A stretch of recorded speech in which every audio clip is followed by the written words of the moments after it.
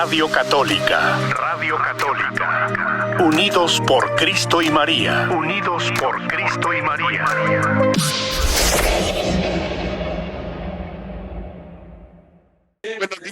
Buenos días, queridos amigos. Muy buenos días en esta hermosa mañana que nos regala nuestro Señor para que podamos nosotros estar acá de nuevo con este programa, compartiendo la fe, tomando café con el diácono José.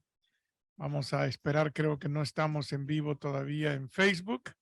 Vamos a esperar para que podamos también participar los que nos quieren escuchar por medio del Facebook, ¿verdad? Bien.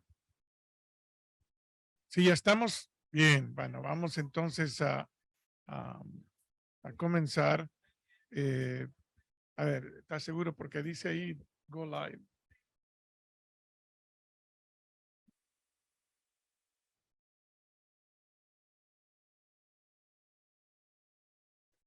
Bien, bien. Entonces parece que sí, ya estamos. Así es que de nuevo, buenos días a todos, buenos días para que vayamos poniéndonos aquí en mano. Vamos, compartiendo la fe, tomando café con el diácono José. Hemos estado compartiendo en las últimas semanas la encíclica del Papa Benedicto XVI, que se titula Dios es amor. Dios es amor.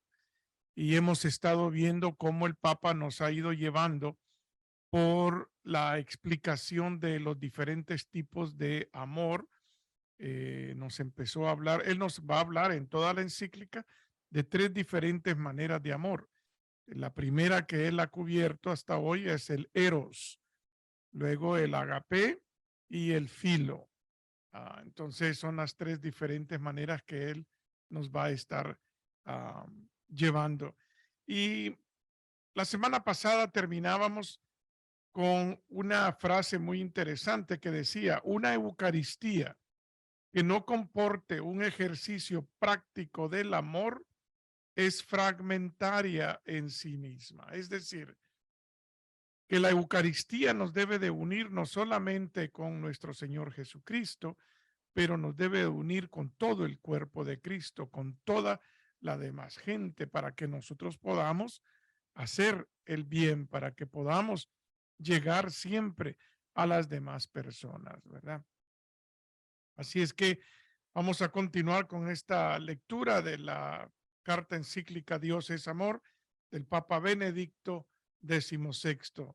Si todavía no tiene su cafecito, su chocolate caliente, su té, su vaso de leche, como usted lo que quiera tomar con nosotros, vaya preparándoselo para que podamos compartir la fe tomando café con el diácono José. Bien, vamos a continuar la lectura. Dice: las grandes parábolas de Jesús han de entenderse también a partir de este principio. El rico Epulón, que se encuentra en el Evangelio de San Lucas, capítulo 16, versículos del 19 al 31, suplica desde el lugar de los condenados que se advierta a sus hermanos de lo que sucede a quien ha ignorado frívolamente al pobre necesitado. Jesús, por decirlo así, acoge este grito de ayuda y se hace eco de él para ponernos en guardia, para hacernos volver al recto camino. La parábola del buen samaritano, Lucas 10, 25 al 37, nos lleva sobre todo a 2 aclaraciones importantes. Mientras el concepto de prójimo hasta entonces se refería esencialmente a los conciudadanos y a los extranjeros que se establecían en la tierra de Israel, y por tanto a la comunidad compacta de un país o de un pueblo, ahora en esa narración del buen samaritano que nos hizo Jesús, esos límites desaparecen. Mi prójimo es cualquiera que tenga necesidad de mí y que yo pueda ayudar. Fíjese qué interesante. ¿Quién es mi prójimo? Que a veces queremos encontrar definiciones específicas. ¿Por qué? Porque queremos ponerle límite a eso. Pero dice el Papa Benedicto, ¿quién es mi prójimo? Mi prójimo, dice, es cualquier persona que tenga necesidad de mí y que yo pueda ayudar. Ese es mi prójimo. Ese es aquel al que el Señor me está llamando a ayudar. Ese es el prójimo. Se universaliza el concepto de prójimo, pero permaneciendo concreto.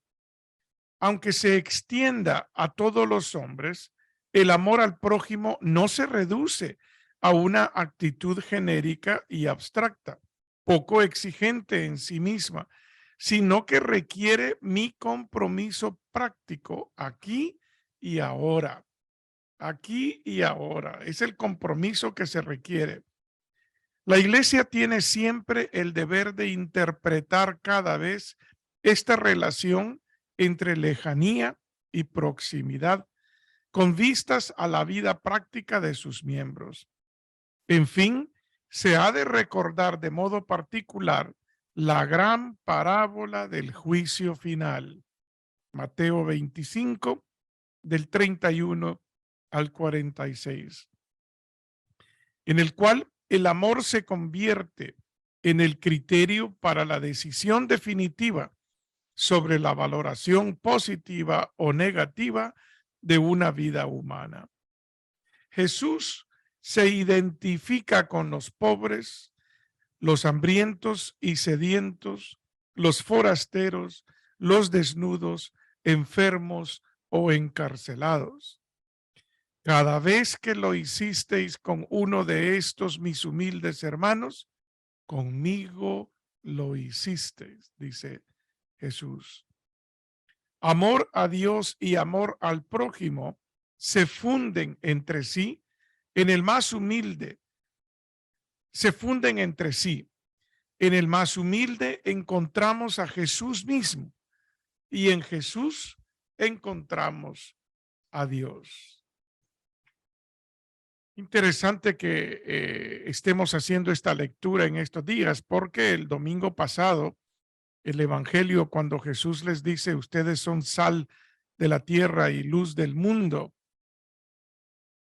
la primera lectura de ese día del profeta Isaías nos había hablado de compartir el pan con el que no tiene, no darle la espalda al hermano, albergar al que no tiene hogar, prácticamente pues que son las que mismas que Jesús dice en esta parte que el Papa nos está narrando, ¿verdad? Que tenemos que ir buscando esa manera de nosotros poder ayudar al prójimo, ayudar al prójimo.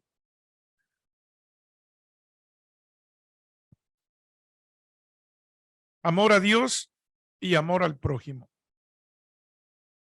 Después de haber reflexionado sobre la esencia del amor y su significado en la fe bíblica, queda aún una doble cuestión sobre cómo podemos vivirlo. ¿Es realmente posible amar a Dios aunque no se le vea? Y por el otro lado, ¿se puede mandar el amor? En estas preguntas se manifiestan dos objeciones contra el doble mandamiento del amor. Nadie ha visto a Dios jamás. ¿Cómo podremos amarlo? Y además, el amor no se puede mandar. A fin de cuentas, es un sentimiento que puede tenerse o no, pero que no puede ser creado por la voluntad.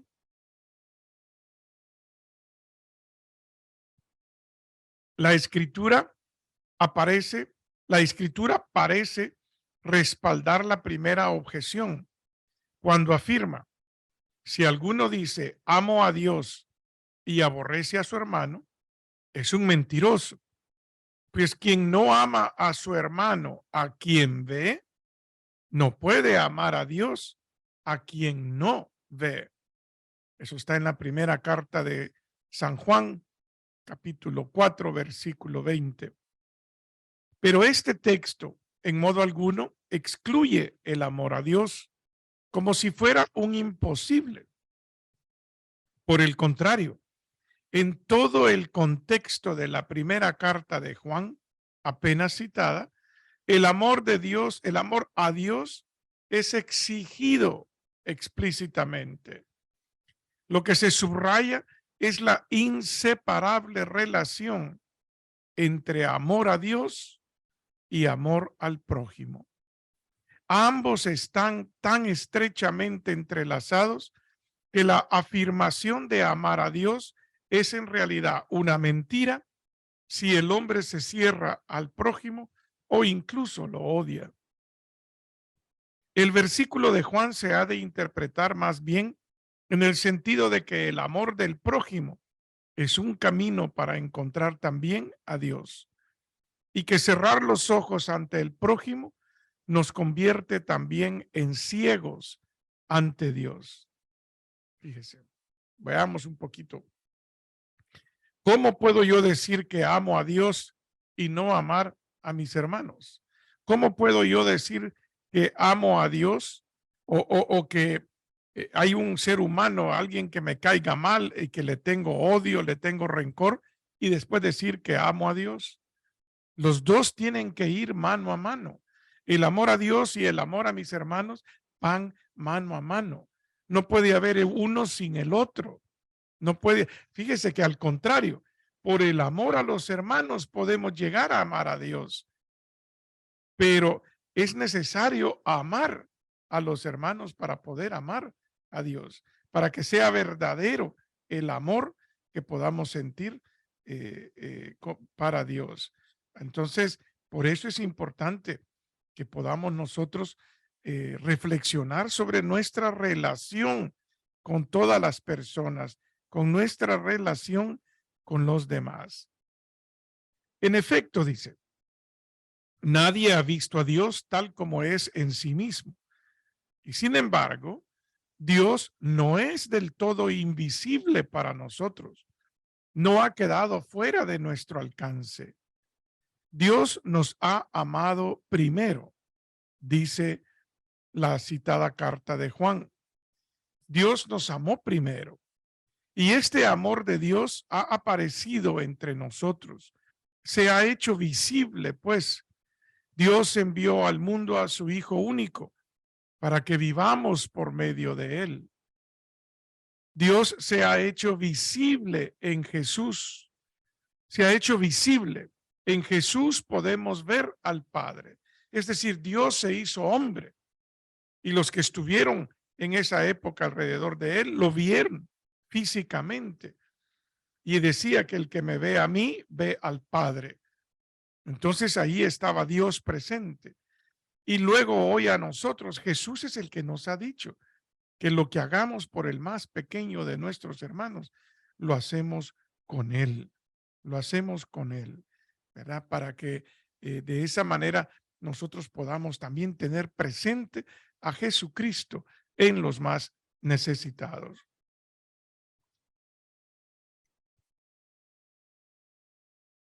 De hecho, Dios es visible de muchas maneras.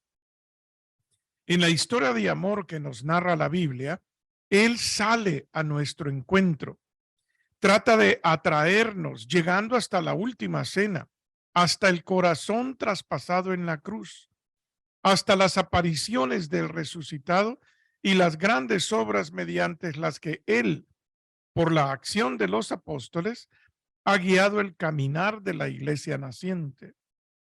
El Señor tampoco ha estado ausente en la historia sucesiva de la iglesia. Siempre viene a nuestro encuentro a través de los hombres en los que Él se refleja, mediante su palabra, en los sacramentos, especialmente en la Eucaristía, en la liturgia de la iglesia, en su oración, en la comunidad viva de los creyentes. Experimentamos el amor de Dios, percibimos su presencia y de este modo aprendemos también a reconocerla en nuestra vida cotidiana. Él nos ha amado primero y sigue amándonos primero. Por eso nosotros podemos corresponder también con el amor. Dios no nos impone un sentimiento que no podamos suscitar en nosotros mismos. Él nos ama y nos hace ver y experimentar su amor. Y de este antes de Dios puede nacer también en nosotros el amor como respuesta. El amor como respuesta. Florestela nos tiene una pregunta aquí en Facebook que dice: Diácono, buenos días. Yo estoy interesada en el tema de que dijo que traería a un experto. ¿Cómo podemos comprar el terreno donde nos puede? Ok, esa pregunta pues no es relacionada a la carta, la voy a volver a leer hacia el final para poder hablar de esa pregunta que Florestela nos tiene ahí en Facebook. En el desarrollo de este encuentro se muestra también claramente que el amor no es solamente un sentimiento. Los sentimientos van y vienen. Pueden ser una maravillosa chispa inicial, pero no son la totalidad del amor. Al principio hemos hablado del proceso de purificación y maduración, mediante el cual el eros llega a ser totalmente el mismo y se convierte en amor en el pleno sentido de la palabra. Es propio de la madurez del amor que abarque todas las potencialidades del hombre e incluya, por así decir, al hombre en su integridad. El encuentro con las manifestaciones visibles del amor de Dios puede suscitar en nosotros el sentimiento de alegría que nace de la experiencia de ser amados. Pero dicho encuentro implica también nuestra voluntad y nuestro entendimiento. El reconocimiento de Dios viviente es una vía hacia el amor. Es decir, cuando nosotros reconocemos que Dios vive, que Dios existe, que Dios está entre nosotros, ese es un camino hacia el amor. Y el sí de nuestra voluntad a la suya abarca entendimiento, voluntad y sentimiento en el acto único de amor. Es decir, cuando nosotros le decimos sí a Dios, estamos nosotros abarcando el entendimiento, la voluntad y el sentimiento de ese amor único que existe. No obstante, este es un proceso que siempre está en camino. El amor nunca se da por concluido y completado. No podemos decir, como ya amo a Dios, ya estoy bien, ya terminé, ya tengo el amor hacia Dios y eso es todo. No, esto es algo que tiene que seguir evolucionando en nuestra vida, como dice el Papa Benedicto acá. Es un proceso que está siempre en camino. El amor nunca se da por concluido y completado. Se transforma en el curso de la vida madura, en el curso de la vida. Madura ese amor y precisamente por ello permanece fiel a sí mismo. Querer lo mismo y rechazar lo mismo es lo que los antiguos han reconocido como el auténtico contenido del amor. Hacerse uno semejante al otro, que lleva a un pensar y desear común. La historia de amor entre Dios y el hombre consiste precisamente en que esta comunión de voluntad crece en la comunión del pensamiento y del sentimiento, de modo que nuestro querer y la voluntad de Dios coinciden cada vez más. La voluntad de Dios ya no es para mí algo extraño que los mandamientos me imponen desde afuera, sino que es mi propia voluntad. habiendo experimentado que Dios está más dentro de mí que lo más íntimo mío. Crece entonces el abandono en Dios y Dios es nuestra alegría. Cuando me compenetro más en el amor de Dios por mi propia decisión, por mi propia voluntad, entonces Dios va creciendo en mí y yo voy creciendo en Dios. Dios llega hasta lo más íntimo de mi ser, hasta lo más profundo que yo mismo. Ahí donde llega Dios. Por eso dice, crece entonces el abandono en Dios y Dios es nuestra alegría. Muchas personas puedan tener la idea equivocada que al estar compenetrado y abandonado en Dios, nada malo me va a ocurrir. No quiere decir eso. Lo que quiere decir es que al estar compenetrado en Dios, abandonado en Dios, todas las circunstancias que me sucedan en la vida, todas las situaciones que me sucedan en la vida, las voy a pasar dentro del amor de Dios. Y eso hace las cosas más fáciles, las cosas más sencillas o más fáciles de sobrellevar cuando ellas ocurran. De este modo, dice, se ve que es posible el amor al prójimo en el sentido enunciado por la Biblia, por Jesús. Consiste justamente en que en Dios y con Dios amo también a la persona que no me agrada o ni siquiera conozco. Hablemos de esto. Amar a los que me aman es bien fácil. Eso decía Jesús, hasta los ladrones lo hacen. Hasta las personas malas aman a aquellos a quienes los aman. Si hay alguien que me ama a mí, es bien fácil amar a esa persona de regreso.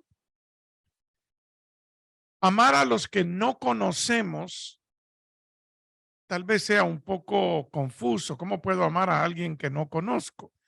Bueno, pero podemos amar a toda la humanidad. Podemos amar a todos los seres humanos. Podemos hacer oración por todos los seres humanos. Podemos nosotros llevar nuestro amor hacia los demás. Por ejemplo, cuando andamos en la calle y vemos a una persona, podemos decir, Señor, tú amas a esa persona, yo la amo también. Y nuestro comportamiento puede expresar ese amor. ¿Cómo? Bueno, respetando a las personas, respetando las leyes de tráfico para que yo no ocasione que otra persona pueda sentirse mal acerca de cómo estoy yo manejando, respetando en el supermercado las líneas, respetando a las personas, siendo cortés, siendo amable, siendo servicial con todas las personas, aunque no las conozca. Eso puede demostrar que yo amo a todas las personas. Pero también el Papa Benedicto nos menciona aquí algo interesante. Amo también a la persona que no me agrada, que no me agrada. Creo que ahí es donde la mayoría de nosotros podríamos decir, ahí hay un problema. ¿Cómo puedo amar a esa persona que no me agrada? ¿Cómo puedo amar a esa persona con la cual yo siento un rencor? ¿Cómo puedo amar a una persona que me ofendió? ¿Cómo puedo amar a una persona que me robó? ¿Cómo puedo amar a una persona? Y usted póngale lo que le haya hecho a esa persona. ¿Cómo podemos amarlos? La muestra más profunda del amor hacia una persona que no me agrada o con la cual tengo algún rencor es el perdón. El perdón es la muestra de amor más grande que puedo tener para una persona. sobre todo es la muestra de misericordia hacia esa persona. Cuando cuando nosotros le damos el perdón a una persona que no lo merece, entonces estamos siendo misericordiosos, así como Dios es misericordioso con nosotros. Si Dios es misericordioso con nosotros, entonces también nosotros vamos a poder ser misericordiosos con todos los demás, ¿verdad? Bien, vamos a ver, acá estoy poniendo mi teléfono está dándome sonido y no hay cómo apagarlo para que no se me oiga. Vamos a que aquí veo los comentarios que ustedes nos ponen en Facebook, por eso lo tengo que tener para poder ver con ustedes esos comentarios. Bien.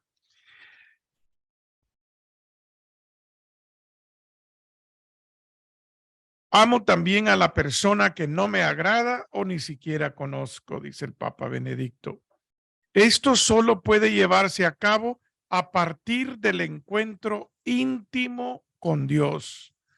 Un encuentro que se ha convertido en comunión de voluntad, llegando a implicar el sentimiento. Entonces aprendo a mirar a esta otra persona, no ya solo con mis ojos y sentimientos, sino desde la perspectiva de Jesucristo. Su amigo es mi amigo. Más allá de la apariencia exterior del otro, descubro su anhelo interior de un gesto de amor, de atención, que no le hago llegar solamente a través de las organizaciones encargadas de ello y aceptándolo tal vez por exigencias políticas. Al ver a la otra persona con los ojos de Cristo, puedo dar al otro mucho más que cosas externas necesarias. Puedo ofrecerle la mirada de amor que él necesita. En esto se manifiesta la imprescindible interacción entre amor a Dios y amor al prójimo, de la que habla con tan insistencia la primera carta de Juan. Si en mi vida falta completamente el contacto con Dios, podré ver siempre en el prójimo no solamente al otro, sin conseguir reconocer en él la imagen divina. Es decir, si yo mantengo a Dios alejado de mí, nunca voy a ver a Dios en las otras personas. Si Dios está separado de mí o yo lo separo de mí, no voy a ver más que la otra persona. Nunca voy a ver a Jesucristo mismo en la otra persona.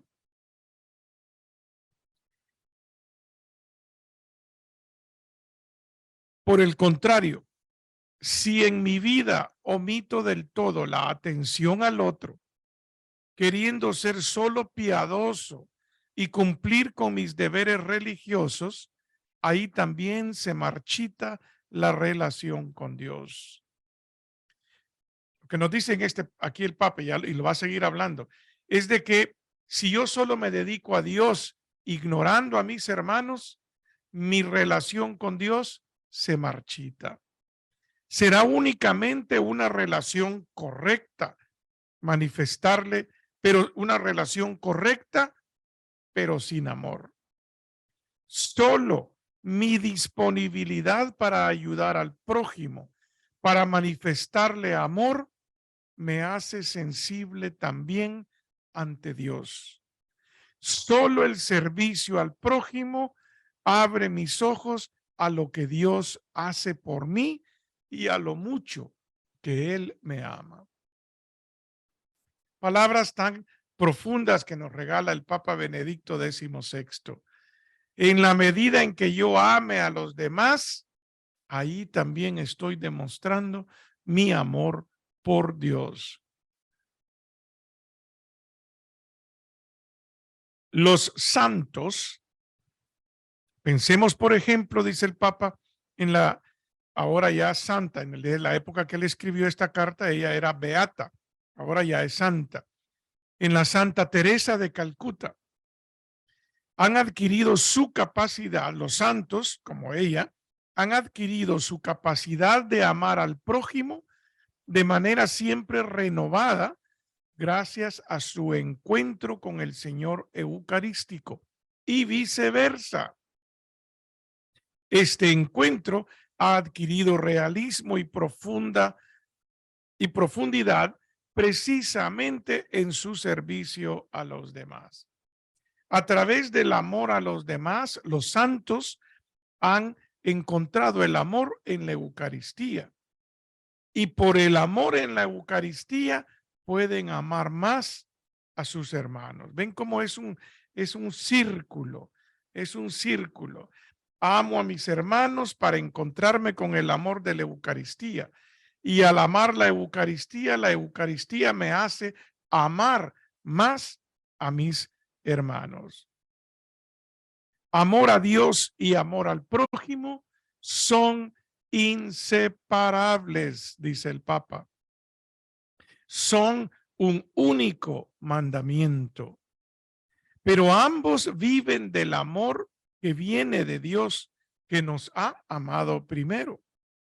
Así pues, no se trata ya de un mandamiento externo que nos impone lo imposible, sino de una experiencia de amor nacida desde dentro, un amor que por su propia naturaleza ha de ser ulteriormente comunicado a otros. Esta frase que viene cortita pero de mucha profundidad.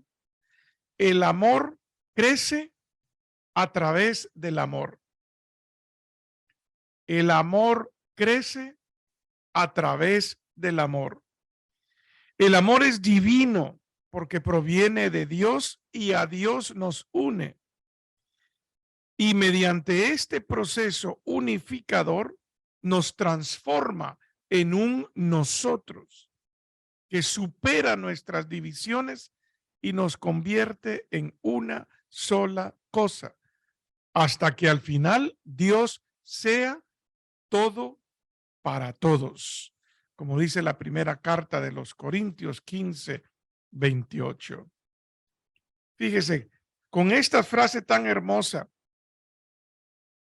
el amor crece a través del amor, el Papa termina la primera parte de esta encíclica que él nos regala, que es Dios es amor.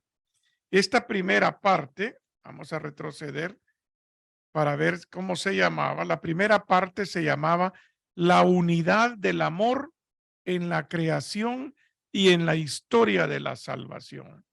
Entonces hemos concluido la primera parte de la encíclica del Papa Benedicto XVI, Deus Caritas Est, Dios es amor.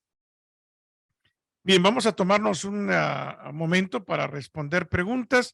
Si hay alguien que guste llamar, el teléfono de cabina es el 209-225-2317 para que pueda usted hacer sus llamadas, o los que nos están escuchando a través de Facebook también puedan poner sus preguntas. Ya tengo yo aquí Facebook y aquí los puedo ver. Vamos a ver, Florestela también nos decía, está interesada en el tema de que dijo que traería un experto. ¿Cómo podemos comprar el terreno donde nos puedan enterrar? Si Dios nos llama a cuenta, yo y mi esposo queremos prepararnos. Por favor, déjenos saber cuándo nos ayuda con ese proyecto. Que Dios lo bendiga y muchas gracias. Sí, hace varias semanas platicábamos de que hay que prepararnos para cuando nos llegue la hora de la muerte. No es cuestión de prepararnos por si acaso me llega la muerte, sino más bien dicho, para cuando me llegue la muerte. La mejor manera de prepararnos es el amor, primeramente, pero también hay que dejar las cosas listas, ¿verdad? Entonces, hablábamos de prepararnos. Hay tres cosas que se necesitan para prepararse para la muerte. 3 cosas que debemos dejar listas. Primero, dejen por favor por escrito su voluntad, que quede por escrito cómo quieren distribuir lo mucho o lo poco que puedan tener, cómo se va a distribuir. Hagan que ese papel lo firme un testigo que no sea familiar, pero que esté presente y diga, yo doy testimonio que esto era la voluntad que ellos decidieron, cómo dejarlo por escrito. Segundo, y eso tiene que incluir, mis hermanos, si quieren misa, ¿verdad? Para su funeral, si quieren que se hagan los ritos católicos, póngale, y si usted desea que se hagan los ritos católicos, póngalo por escrito.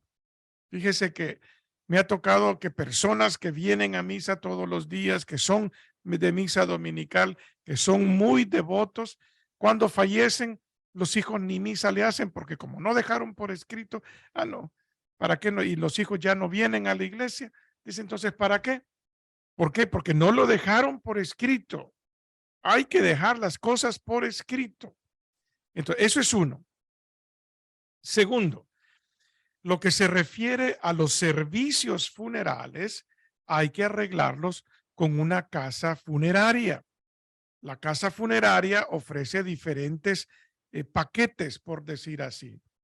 Pero al igual que cuando usted va a comprar un carro que le quieren vender el más caro al crédito, no se deje tampoco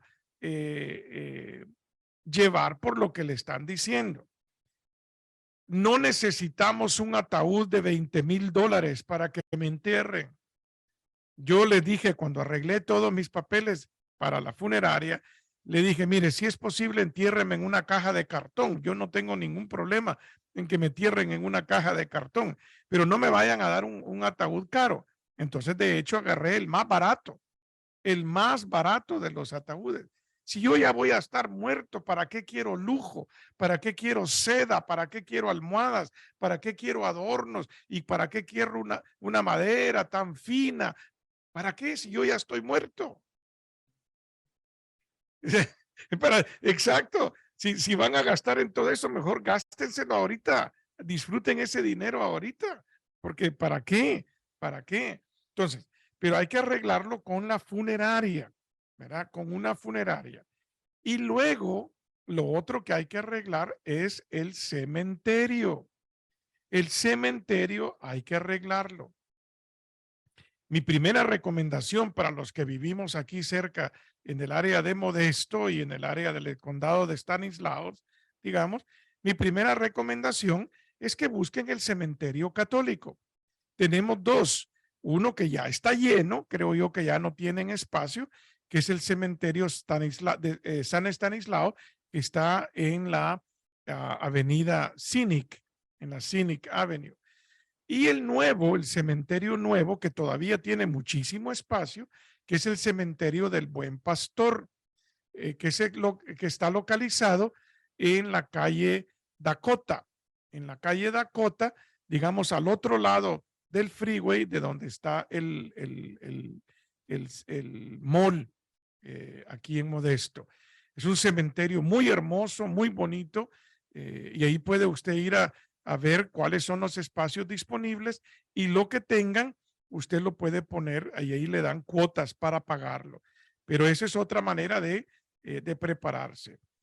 Necesita el cementerio, necesita la casa funeraria y necesita dejar por escrito su voluntad. ¿Qué es lo que usted desea para que quede por escrito y con testigo? Y dele copia de eso a alguien que pueda decir, mire, aquí está la copia de lo que esta persona quería a la hora de su muerte. Si usted quiere ser incinerado, no hay problema. No hay problema con la incineración o la cremación. Eso no es ningún problema para la iglesia. Pero no vaya a decir que por favor le repartan las cenizas en el río o en el mar, porque eso sí no es católico. Eso no es católico y va en contra de nuestra fe. Los hijos también no pueden guardar poquitos de ceniza con ellos. Eso va en contra de nuestra fe. Si alguien pasa por la cremación, las cenizas en su completidad, en su entera, pues, o sea, todas las cenizas deben de enterrarse. No podemos guardar pedacitos aquí, poquitos allá, que lo voy a andar en un botecito aquí colgado de mi pecho. No, no, para nada. Eso no es católico y va en contra de nuestra fe. Y sí, vamos a procurar hacer algo para poder traer a alguien casas funerarias que nos vengan a exponer de diferentes maneras lo que ellos ofrecen. Y también pues el cementerio. Otro cementerio aquí en el área que es muy hermoso, no es un cementerio católico, pero tiene un área dedicada para los católicos, que ahí está una imagen de la Virgen de Guadalupe, me parece que es el cementerio Lakewood, ¿verdad? El Lakewood que queda allá en la calle Santa Fe, y ellos también tienen ahí unas capillas para hacer los servicios funerarios. Pero recuerden que la misa tiene que ser en la iglesia, no en la casa funeraria. En la casa funeraria se puede hacer la vigilia, que es la noche anterior al entierro. Ahí puede haber un rosario, pero lo más importante no es el rosario, sino la liturgia de la iglesia que se lleva a cabo en esa tarde, ¿verdad? Y hay varias casas funerarias. Lakewood tiene casa funeraria y cementerio. Franklin and Down o Salas Brothers solo tienen funeraria, no tienen cementerio, ¿verdad? Y entonces por eso pues que hay que irse preparando con esas tres cosas, ¿verdad? Esas tres cosas. No sé si tiene usted alguna pregunta sobre la carta del Papa, la encíclica, o alguien que nos esté llamando para que nos llame, pues hasta ahorita están las tres líneas disponibles. Es necesario, buenos días, diácono. ¿Es necesario que vaya el sacerdote al cementerio después de misa o no? ¿O por qué? Es necesario que vaya un ministro de la iglesia. Yo considero que sí. Yo considero que sí, porque en el cementerio hay oraciones y hay una bendición que se le hace al puesto donde va a ser enterrado, ¿verdad? Entonces un sacerdote o diácono son los que podrían asistir pues al cementerio. Esa es una pregunta.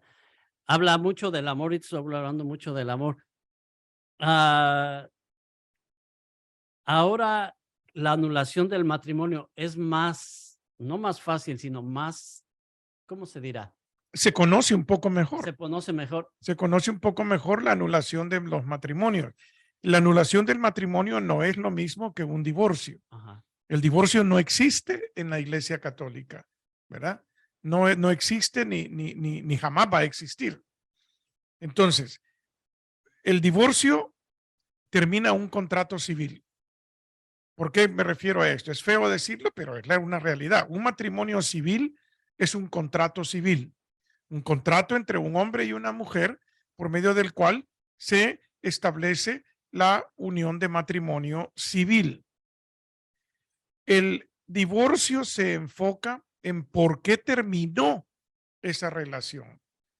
En cambio, un anulamiento de matrimonio, hay un tribunal que debe declarar que ese matrimonio es nulo, es decir, que ese matrimonio no existió.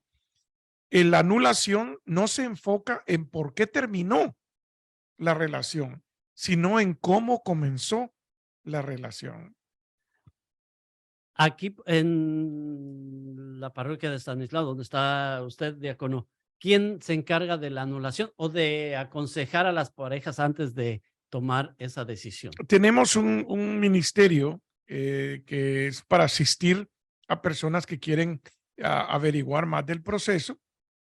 No es decisión nuestra si tiene caso o no tiene caso, pero sí nosotros podemos ayudar a la persona a recopilar toda la información para poder preparar el paquete de información que se manda a la diócesis. La diócesis, el tribunal de la diócesis, es quien tiene la única palabra si ese matrimonio se puede disolver o anular o no. Al quedar un matrimonio anulado, ambas personas quedan libres de casarse por la iglesia. ¿Verdad? Ah, si una persona que no pertenece a San Estanislao tiene que ir a su parroquia, puede venir aquí. De preferencia, Me preguntaron eso. sí, de preferencia vayan a sus parroquias, ¿verdad? Porque aquí pues tenemos una lista de espera, porque hay bastantes personas que han venido, pero no tenemos el suficiente número de asistentes para poderles ayudar a todos al mismo tiempo, ¿verdad? Yo le doy gracias a Dios por Mercedes, que es la persona que coordina todo esto, y por la dedicación que ella tiene para todos los que buscan esta manera de sanar espiritualmente, porque es un proceso de sanación, también el proceso de anular un matrimonio. Entonces, de preferencia vayan a sus parroquias, ¿verdad? Pero si no encuentran en sus parroquias a nadie, pues y no le importaría esperarse un tiempo, lo podemos poner en la lista de espera aquí en San Estanislaos. Mucho se confunde lo que dice el amor con atracción. ¿Qué les aconseja ahorita usted como diácono? Ya sabe, ha conocido muchos casos. ¿Qué le aconseja a alguien que está pensando en casarse? Son novios que están pensando en casarse, en tomar el sacramento antes de. Una pareja que está viviendo un romance de novios y que están considerando el matrimonio, es importante, primero, que platiquen entre ustedes de varias cosas, ¿verdad? Porque a veces el romanticismo, decimos, ay, sí, yo me quiero casar y pasar contigo todo el resto de mi vida, pero nunca hablamos de ciertos aspectos del matrimonio que son importantes en la relación matrimonial. Primeramente, ¿cuál es la función del matrimonio? La misión del matrimonio dentro de la iglesia. La misión del matrimonio es de doble filo, por decir así, o de doble lado. Primero, buscar la salvación del otro. Es un matrimonio de servicio. ¿Están cada uno de ustedes dispuestos a buscar la salvación del alma de la otra persona? Esa es la primera responsabilidad de esposo y esposa. Buscar la salvación de la otra persona. El esposo busca la salvación de la esposa busca la salvación del esposo. Es decir, ambos ayudarse a fomentar la fe, ambos ayudarse mutuamente a experimentar la fe dentro de su matrimonio y, como nos decía el Papa Benedicto, amando a Dios y amando a todos los demás. La otra parte de la misión del matrimonio es la procreación de los hijos. ¿Cómo vamos a procrear nuestros hijos? ¿Estamos dispuestos a recibir de Dios los hijos que Él nos quiera mandar? Es una pregunta muy interesante. ¿Por qué? Porque ahora muchos jóvenes, no, pues nos vamos a proteger con tantos métodos anticonceptivos que existen. Todos los métodos anticonceptivos, con excepción del proceso de planificación natural, van en contra de la fe de la iglesia. Entonces, hablen, infórmense cómo es la planificación familiar natural. Vea, natural family planning le llaman en inglés, planificación familiar natural. Entonces, esa también les ayuda a precisamente a planificar su familia, ¿verdad? Para que ustedes puedan tener esa opción de tener los hijos que Dios les mande y poder controlar de una manera natural cuando vienen esos hijos en su matrimonio. Entonces, ese es uno de los aspectos que tienen que platicar como matrimonio. Otro de los aspectos es cómo vamos a educar a nuestros hijos. ¿Cómo vamos a educar a nuestros hijos?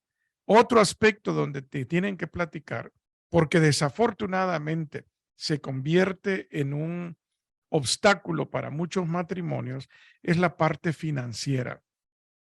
La parte financiera. ¿Cómo vamos a compartir las finanzas?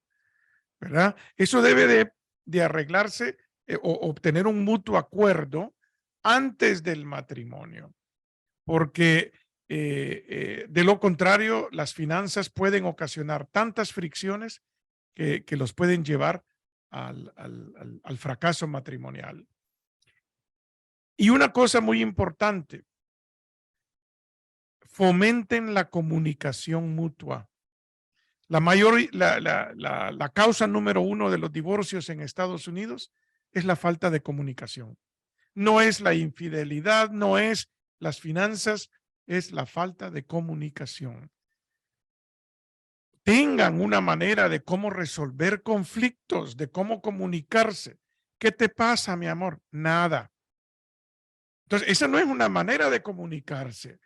O si a mí me molestó algo que dijo el otro o la otra, entonces hay que decir, quiero platicar contigo, quiero expresarte cómo me siento con esta situación que tuvimos, pero que haya una manera de comunicarse, que no vayan guardando rencores hasta que llega un momento que el vaso rebalsa y entonces ahí ya no hay remedio. ¿Por qué? Porque ya se formó una coraza que no deja entrar al amor. No es que el amor se haya ido disminuyendo, se le fue cerrando la puerta al amor. Muy importante la resolución de conflictos, ¿verdad? Muy importante la resolución de conflictos.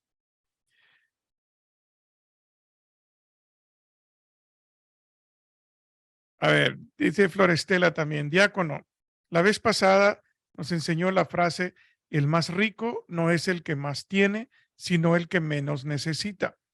Y gracias por la de hoy. El amor crece a través del amor. Son frases importantes para analizar no solo el 14 de febrero, sino para siempre, ¿verdad? El 14 de febrero, ay, qué romántico, me llevó a cenar. Qué romántico, me dio flores. Qué romántico, me dijo que me amaba. Todo eso es bueno, yo no digo que no, pero que el amor vaya creciendo con el amor, que no se quede únicamente en el romanticismo, sino que vaya creciendo en el amor para que haya una entrega completa y una libertad completa. No puede haber amor si no hay libertad. El amor no puede ser forzado, tiene que ser libre. Entonces, hay que dar la libertad a las demás personas. Y sí, la otra frase que nos recuerda Florestela es, el más rico no es el que más tiene, sino el que menos necesita. Bueno, mis hermanos, no ha llamado nadie, han estado hoy muy calladitos. La próxima semana vamos a continuar. Oh, no, oiga, permítame, la próxima semana no voy a poder estar con ustedes el jueves. El martes sí voy a estar aquí en el programa, pero el miércoles salgo de viaje. Voy a visitar a mi hermano que hace como un año compró un terreno e hizo una casa en un pueblo que se llama Mesquite, que está cerca de Las Vegas. Entonces, vamos mi esposa y una de mis hermanas, vamos los tres a visitar a mi hermano y su esposa allá en Mesquite, y vamos a estar allá pues como unos 5 o 6 días. Nos vamos el miércoles, regresamos lunes, y por eso no voy a estar acá el próximo jueves. Pero dentro de 15 días, sí, vamos a estar acá de nuevo en el programa del jueves. Pero el programa de este martes que viene, compartiendo el camino de la oración, sí voy a estar acá para que podamos continuar con la lección divina, ¿verdad? Muchas gracias, diácono. ¿Su hermano también es diácono? No, mi hermano no, es mi hermano menor. No, él no es diácono. Dentro de la familia sí tengo un primo que es diácono, ¿verdad? Mi primo José Armando, él vive en la Florida. Y el día que yo me ordené de diácono, me dio la sorpresa que vino a mi ordenación, porque él ya era diácono entonces, y no solo vino a mi ordenación, sino que entró en procesión con todos los diáconos revestidos pues en la catedral, cuando nos ordenaron de diácono. El grupo de nosotros éramos 9 que nos ordenaron de diáconos el mismo día, ¿verdad? Y ahí estaba mi primo. Entonces fue una gran alegría pues que él viniera ese día y sí, primero Dios lo voy a visitar este año.